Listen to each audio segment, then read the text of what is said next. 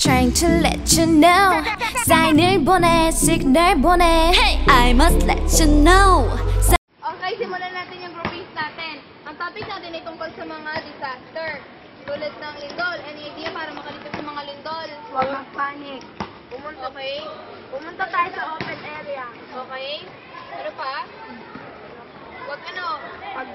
Alalahanin na mag-cover. Magtago sa ilalim ng cover hold. Yes. Pumunta sa matawag lugar. Cover and hold. Sini-extern yun. Lumayo sa mga gusali na maaaring bumagsak. Paano naman kung may tsunami? Pumunta sa matataas na lugar. Matataas na lugar. Any other answers? Huwag mag-panic. Huwag pagpanik?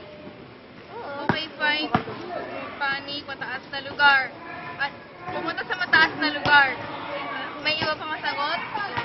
Wala na. Paano naman kung may sunog? Huwag tayo mag-panic para makaisip tayo na mabilis. Takpan ng bibig.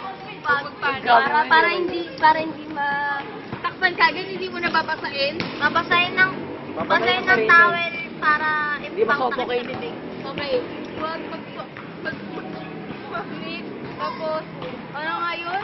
Huwag magpapalagay. Maglagay. Pakain na pamunas, di ba? Ng basang basa. Pamunas. Basang pamunas. Ng basang Maglagay pamunas. ng pasang pinto. Basang pamunas. Okay. Cut mo na yan.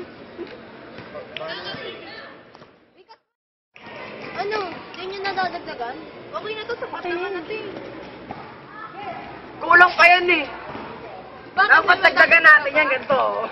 Akin natin Okay yung na ball nga pen. yan, okay na nga yan eh. Eh bakit? Ayoko ng kulang eh. Ang unti-unti lang yan eh. Gusto ko dagdagan. Alam mo ba, kapag sobra-sobra naman tayo, Para mataas yung Tama na yan! kailangan laging mataas yung grade, di ba? Okay.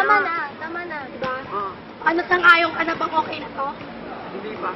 Sige nga, magdagdag ka nga ng Sige na. sarili Kung mo. magdagdag ka sa sarili mo, Akin yung ballpen. Kaya yung ballpen, oh. Ay, parang wala ko issue. Nga lang.